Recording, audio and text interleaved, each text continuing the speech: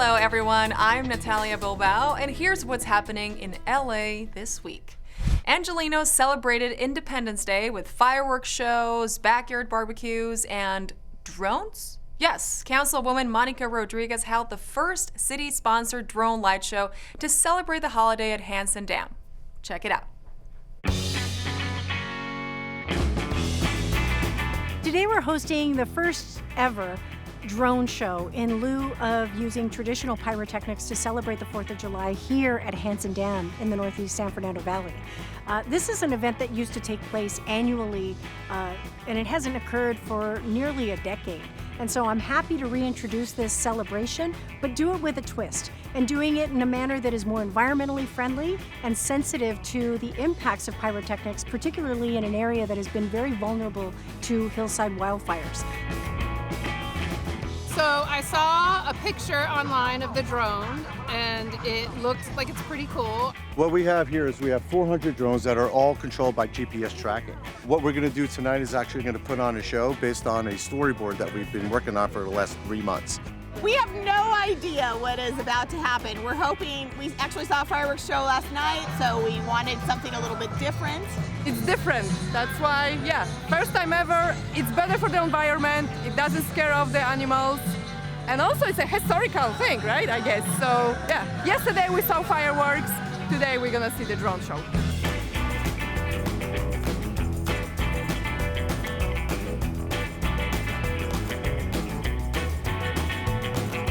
Fourth of July, it means independence and the celebration of some of the core values that America, stands on. I think there's a lot of potential for good, and people should really strive towards that.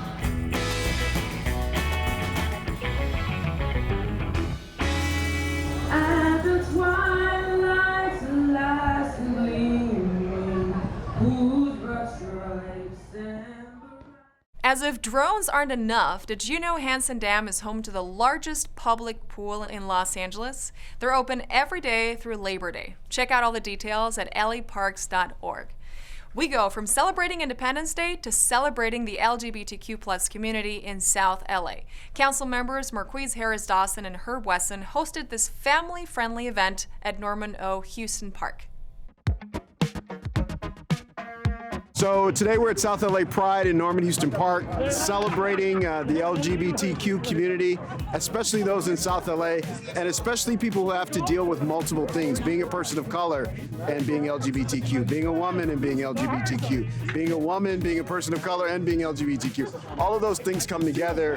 Today we say take a breath, celebrate, we love you, we put our arms around you. It's important for everybody to feel that they belong, and that's part of what's going on today. So I'm just glad to be here. We got a heck of a turnout and a great group of people. It's always important to be seen and to be visible, and events, like South LA Pride recognize the intersection at which our lives live in, being both Black or brown and queer. And so being able to have a Pride celebration right in our own community, not having to go to West Hollywood or somewhere else, but being able to literally just go down the street in our own neighborhood is a really good feeling, and it also shows how far we've come. It's just going to be a really lovely afternoon. We have food trucks, we have vendors, we have games for families and photo booths. It's like it doesn't get much better than this.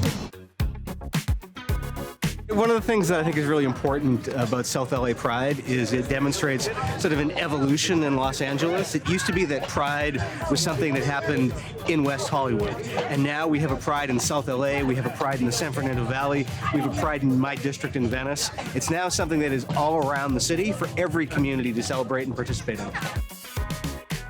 My husband and I are just so grateful to be part of this community. Our son is Black, and so he's at that intersection of Black identity and then having an LGBT family. So we look for places to celebrate that intersection, and that's what today is all about. Just for all of us to come together and realize that we are united in our interests. People need to see who we are, that we're here, that we're proud to be here, and that we're not going anywhere at all. Just to be in your own community, in a public, in a safe space, in a space that has been supported by a lot of businesses, a lot of media. It just feels nice to be able to be who you are and to be able to do that publicly, openly, and without any shame. What it does is it creates visibility, and we create space, we create safe space specifically to acknowledge people in their full selves. It's important that everybody be recognized. The reason why we are going to move this country forward is because we are a blend of all kinds of stuff, and that's what makes us great. In its continued effort to electrify, solarize, and decarbonize Los Angeles, the City Council voted in favor of modernizing the LA power grid. This is considered by some as the first step towards eliminating fossil fuel use. Let's take a look. Getting to 100% clean energy unlocks all of the opportunity with electrification of our buildings and our vehicles to reduce our contribution to climate change, to tackle Los Angeles's persistent smog problem by cleaning up our transportation system. But we can do all of that with a clean grid. Today's announcement is with respect to two motions that the Council is set to approve later today in session. The two motions work together in modernizing the Los Angeles City power grid as we electrify, solarize, and decarbonize the whole city. Today, we adopted a direction that will end all gas, natural gas, and fossil fuel purchases citywide across every department, while at the same time directing the Department of Water and Power to focus on the components and steps needed to modernize our grid in order to handle that additional electric capacity. Together, these two motions move us forward. We're not gonna get to carbon free if we don't have a modern grid. And to have a modern grid means electrification, and it means solar. And that's what today's actions do. This is the first day that we're taking a step towards eliminating fossil fuel use by the city of Los Angeles. That's a remarkable step forward. Close the roll and tabulate the votes.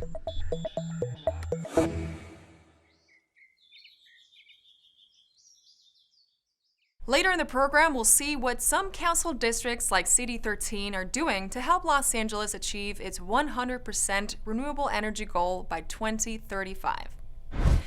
After the 2021 South LA fireworks explosion, many buildings and residences in Council District 9 suffered major damages. Councilmember Corinne Price joined forces with community organizations for the grand opening of the Trinity Neighborhood Center, a place where people still suffering from the explosion can get assistance.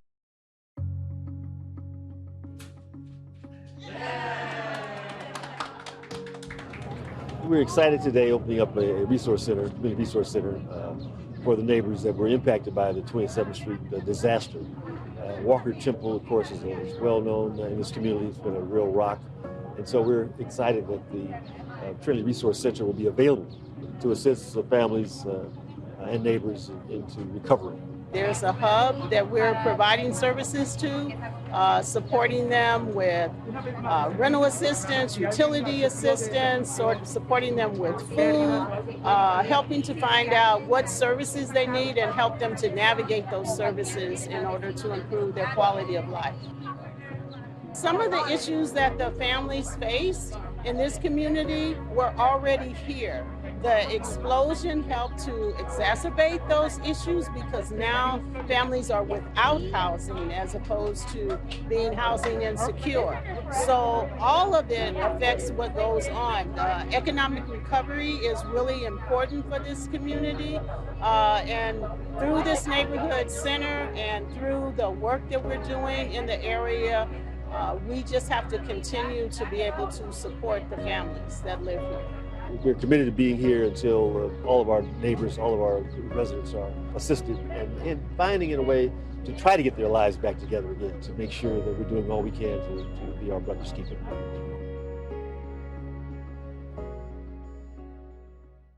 LA's first-time homebuyer assistance program gets expanded. LA Animal Services adds to its walk-in visit days, and the city takes additional measures to conserve water. These stories up next on CityBeat.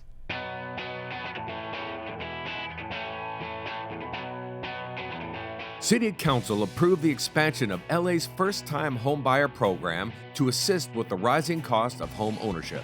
The program will increase the number of loans available and the size of the down payment assistance at each income level. The new funding, new loan ceiling level, and additional California state funds this year will increase loans for moderate income Angelenos by 800%. This program is designed at its core to talk about and deal with the social equity issues in our city. A significant majority of these loans end up being awarded to first-time homebuyers that are women and people of color. It's also about gender equity and racial justice in our city. To learn more about LA's first-time homebuyer assistance programs, visit housing.lacity.org. LA Animal Services is dropping its current requirement to make an appointment to visit shelters on Tuesday and Thursday. Beginning July 5th, shelters will be available for walk-in visits on Tuesday, Thursday, Saturday, and Sunday. The restoration of walk-in hours will help make pet adoption more accessible and help alleviate shelter overcrowding. To find more information on how to provide a forever home to an animal in need, visit laanimalservices.com. Los Angeles is taking additional measures to ensure the continued supply of water to the city during the current historic drought. City Council passed a motion to require new reports on water supply concerns from the LADWP and the Metropolitan Water District. This motion is an important way to bring all of our water stakeholders into one place so we can have a strategic action plan to really begin to address this existential crisis that Southern California is facing. Additionally, the reports will look at the impact on LA's hydroelectric resources and expansion of large-scale water conservation projects. To learn more about what you can do to help conserve water, visit ladwp.com.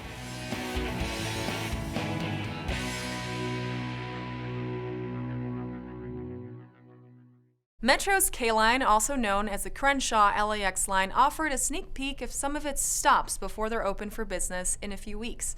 Described by the mayor as part of the revitalization of South LA and Crenshaw Boulevard, this new line will make it easier for people to get to and from LAX Airport, thus alleviating traffic. Let's take a look.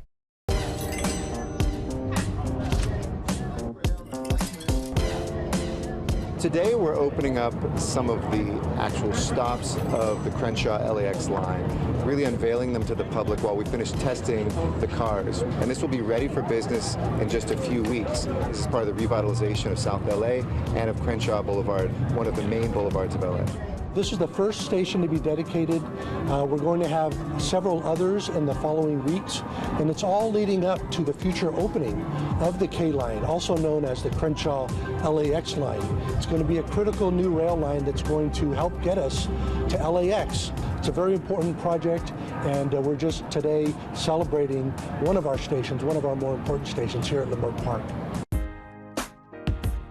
You hear the nightmare stories about individuals trying to pick folk up from the airport, individuals at the airport trying to get a ride to wherever their destination is. I think this is going to relieve a lot of stress where it relates to that. We are very optimistic that millions of people are going to take this line and that it will ease traffic in this area. And also, I believe that it's going to help generate business. This was the line that was not supposed to be for this station, but because of community engagement and community participation, we were able to get this station on the rail line alignment after the design build plans had been completed. It's very important. Actually, my church, we did outreach for the Metro, and we found a lot of people in the neighborhood don't have access to cars and they need rapid moving transit. And so having a Metro line that's walkable to from your house is very important.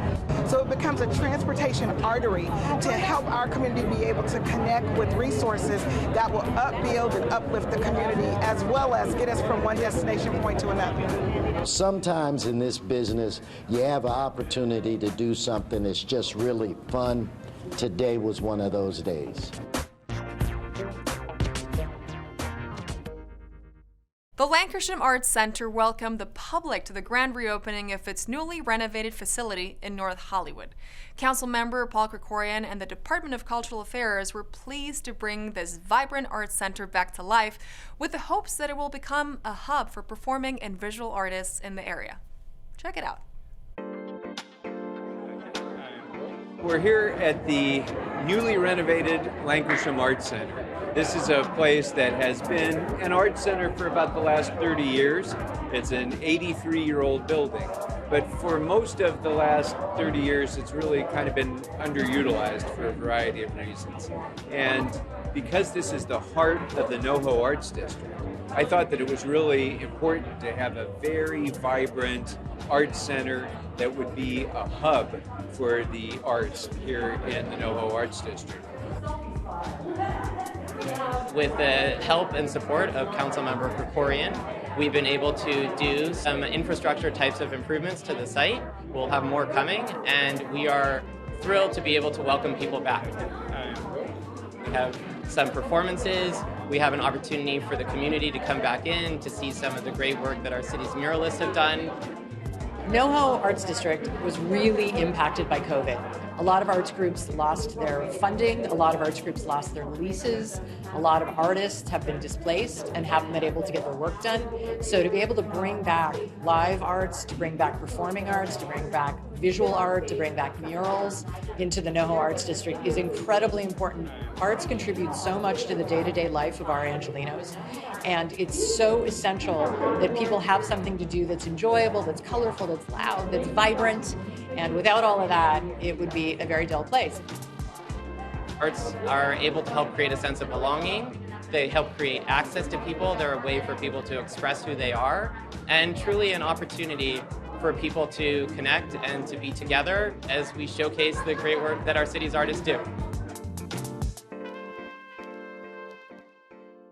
After a decade of planting dreams and waiting for them to grow, Council District 10 was able to celebrate the grand opening of the Michelle and Barack Obama Sports Complex, which includes 350 LA Clipper courts across the city. With sights set on the 2028 Olympics, this state-of-the-art complex was officially inaugurated.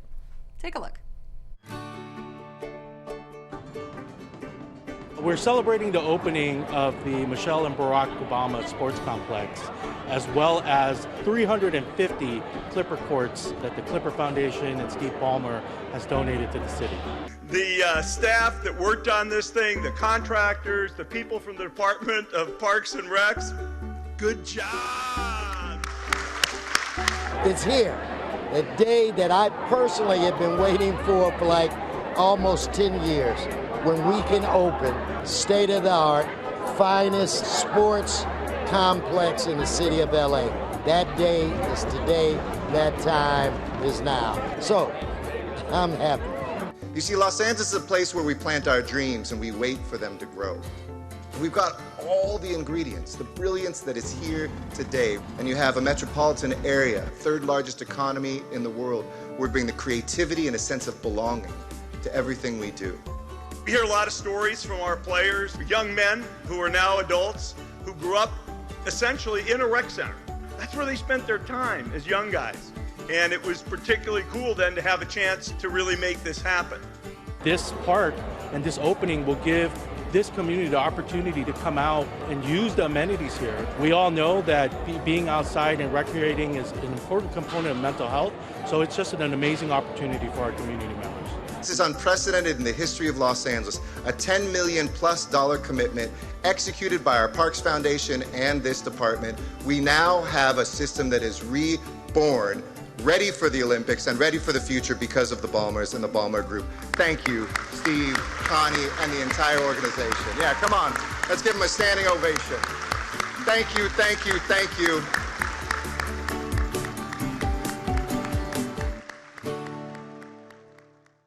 Did you know Frank Lloyd Wright's Hollyhock House is LA's first and only UNESCO World Heritage Site?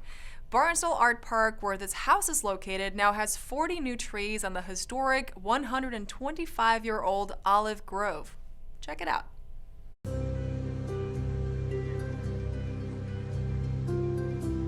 We are standing in East Hollywood at Barnsdall Art Park, home of the Hollyhock House, Frank Lloyd Wright's Hollyhock House, Los Angeles' first and only UNESCO World Heritage Site. There's a lot more to this park, though, than just Frank Lloyd Wright's Hollyhock House. We also have a beautiful olive grove campus as well that you see behind me. This hillside used to be full of olive trees way back in the early 20th century, but due to time and development, the trees fell on rough times.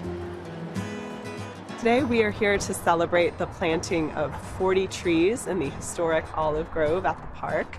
These trees were part of a grid at the park for nearly 125 years. The LA Parks Foundation has an initiative called LA Park Forests, and we're installing groupings of trees in cities throughout Los Angeles to offset climate change. 13th District is leading the city's efforts to achieve 100% renewable energy by 2035 and help our environment. Trees are a very big part of that. Trees have many benefits. They provide shade, they cool us off, especially in neighborhoods that have been historically underserved. They also clean our air. It's going to get hotter. We've already noticed it's gotten hotter and drier. It's really important that we do everything we can to cool down the surface air temperatures and make the city more livable for everyone. The best thing about olive trees is that they do well in settings like in Los Angeles. They love heat, they don't require too much water, they're tolerant to high temperature, so perfect fit for Los Angeles. With the maintenance and the restoration of landscape, which is always ever-changing, it's ongoing efforts, but this is a really important stride in restoring the really iconic olive grove here. Combined with the Los Angeles Municipal Art Gallery, the Barnsdall Art Center, the Barnsdall Junior Art Center, and the Barnsdall Gallery Theater, we continue to support the intent of the original deed to create a space as a permanent home in our efforts to help conserve and preserve the elegance of this property that continues to inspire visitors from all over the world. In this week's feature story, we head to the William Grant Still Arts Center, where the Department of Cultural Affairs is presenting its 14th annual African American Composer Series. This year, the exhibit will be presented as a podcast called Quadraphonic, showcasing the archives and materials of 4 different composers, ranging from punk to classical. Quadraphonic is our 14th annual African American Composer Series. I've been fortunate enough to be part of all 14, actually founding the series. One of our former employees, Peter Woods, really wanted to do a podcast, so he proposed this idea of focusing on 4 different musicians, and we decided that not only would it be fun to look at 4 different composers, but to also bring in next generation. One of the things that we do with our annual African American Composers Series is that we present the archives and materials of this composer, and then we also present an education program that teaches through the music of that composer. So at whatever level students are at, they learn how to play the music of that composer. For years, I've come through this art center and seen some fantastic exhibits for their composer series. And so I was really pleased when Peter Woods reached out to me and said, hey, we're doing another composer series, but we're doing a little twist on it because of the pandemic. We're not open to the public as far as physically, but we still want to continue this. So we're doing like a podcast series called Quadraphonic, and we're going to touch on different composers. Phil Ranlin is somebody who I've looked up to musically for many years. I was fortunate enough to meet and befriend and actually be bandmates with for a minute.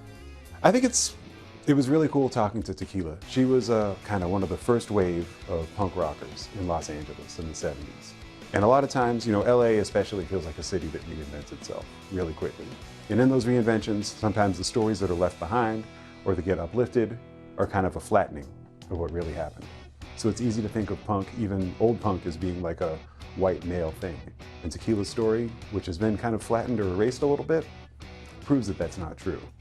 So I thought it was really, really valuable to talk to her, and inspiring as well.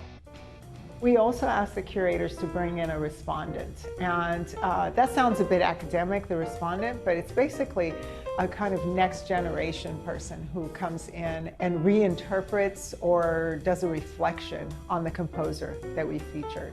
This can be an online resource for people who are interested in discovering new music or new ways of looking at music, and for musicians to connect and learn from other folks.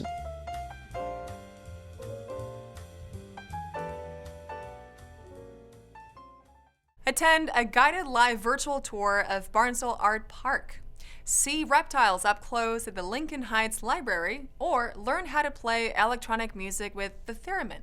All this up next on Things to Do.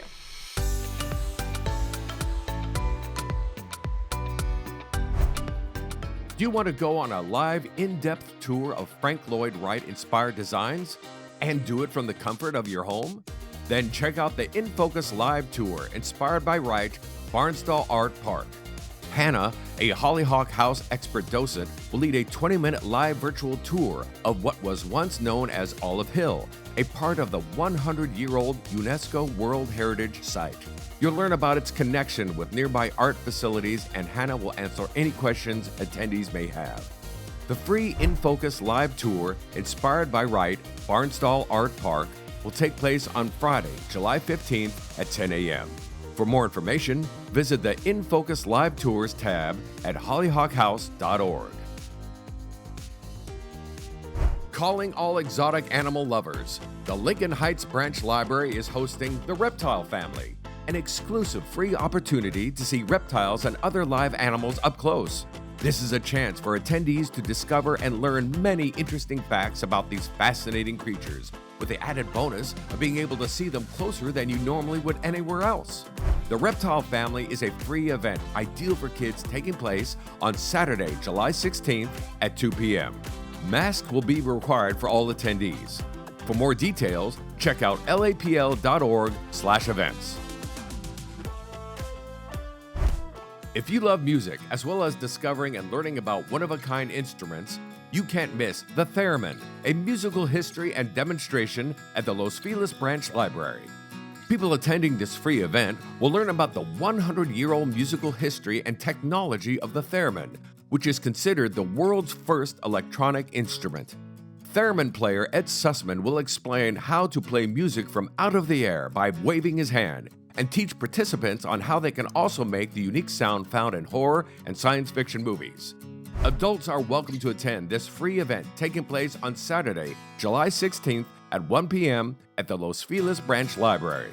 For more information, check out lapl.org/events. And that's a look at some things to do.